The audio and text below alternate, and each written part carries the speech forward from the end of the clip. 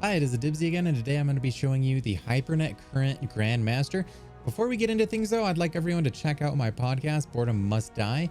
The link will be in the description. It is available on Spotify and a lot of major places where you can listen to podcasts. For the GM, I went ahead and did an LFG. I failed the first 3 times with the people I was matched with, but then I found one particular group on the 4th try. And you can see right here in the beginning that we're going to go ahead and just go slow. We're going to pick things off from a distance, and we have lots of time and patience. That's what a lot of GMs require as well. And you can see these teammates are very good. They're both rank 11. And you can see they already took the guys back in the steps back there.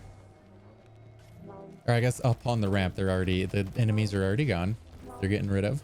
Now from here, you can see there's 2 different groups of Cabal on the left and right in front of us, and we can just take them out from a distance. I also want to apologize. My recording is a little wonky because I ran out of memory.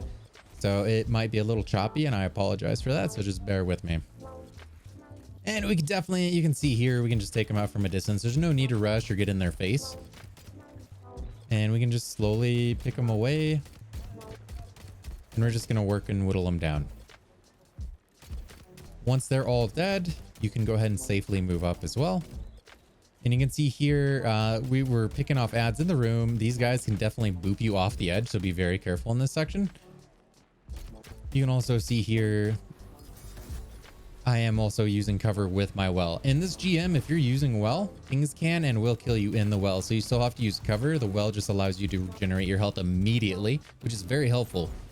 But at the same time, you can also die in your well, so you have to use cover in a lot of these GMs. Now, don't forget to grab the skulls. You can see we cleared the next section with the skulls. They're very powerful, very strong. You definitely want to grab them and use them whenever you can. Now, from here, we're going to go ahead and take out the turrets before we go over. And then once the turrets are dead, we're going to kill everything on that right side on that cliff.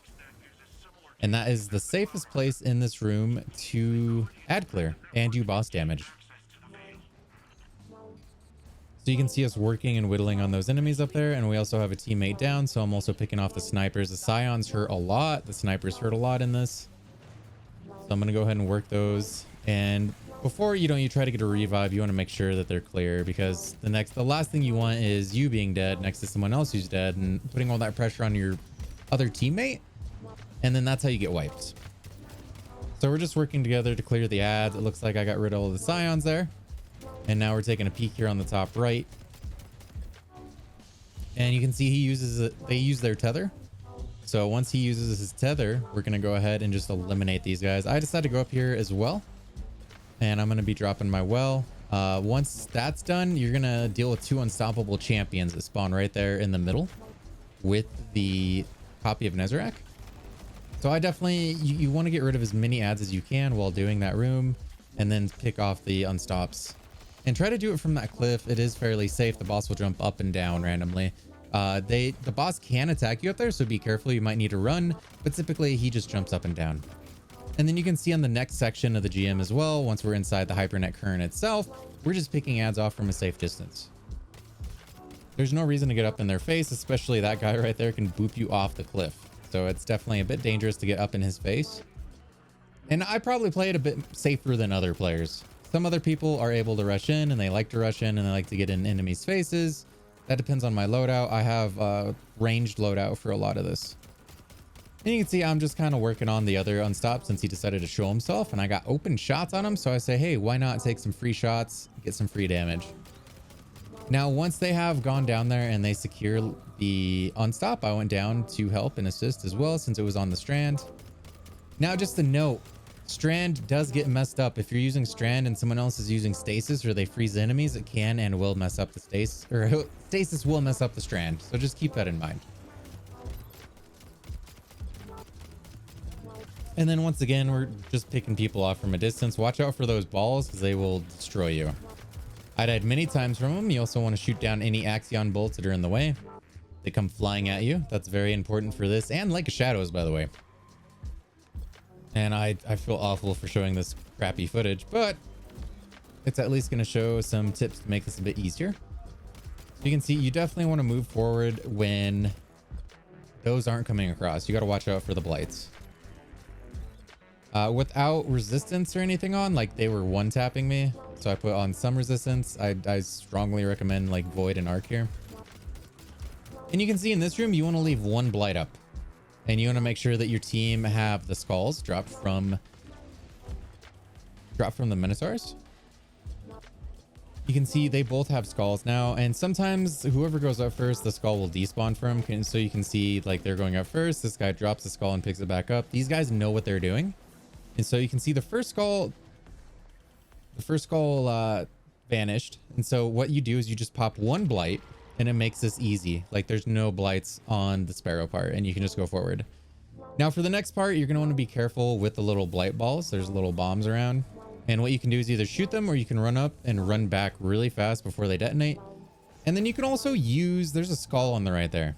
So he picked up a skull that was on the right, and he's going to also, you can use it on the overloads, but you can also use it on the blights. And you're going to see here in a second what I'm talking about, because you can shoot the blights right before the next entrance. I dropped a well for no reason, because they absolutely destroyed that overload so fast. But you can see the blights up here on the like back before you get to that bridge. You can destroy the blights with that crystal ball before you even get to the bridge, and it makes them a non-issue. If you're going to be positioned where I'm at so you don't get sniped. And then we're going to go ahead and deal with the knights. Now the knights shoot blights, so you have to be very careful because they're painful and will just insta-delete you.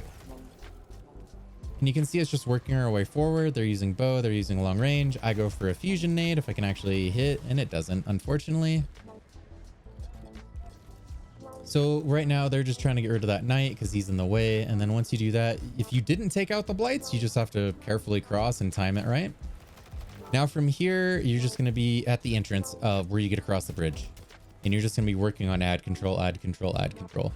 You're going to want to get rid of all and any enemies that you possibly can. You can see they use tether. I went ahead and just pulled out my scout rifle. Watch out for...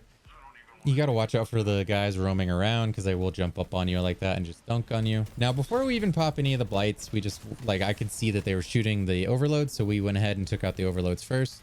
Now, you take out half of the blights and there's a bee ogres that spawn in the middle. We were ready for them and we just insta-delete them as fast as we can. And then from there, you want to grab the skulls again before going into the boss room.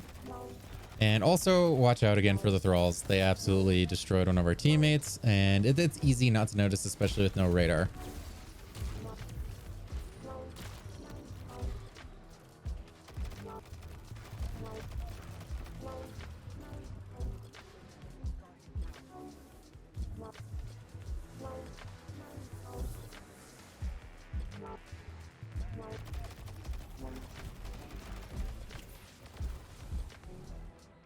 So now we're in the boss room and we're kind of spread out. I would suggest being spread out as well, but also using the arena to your advantage for cover.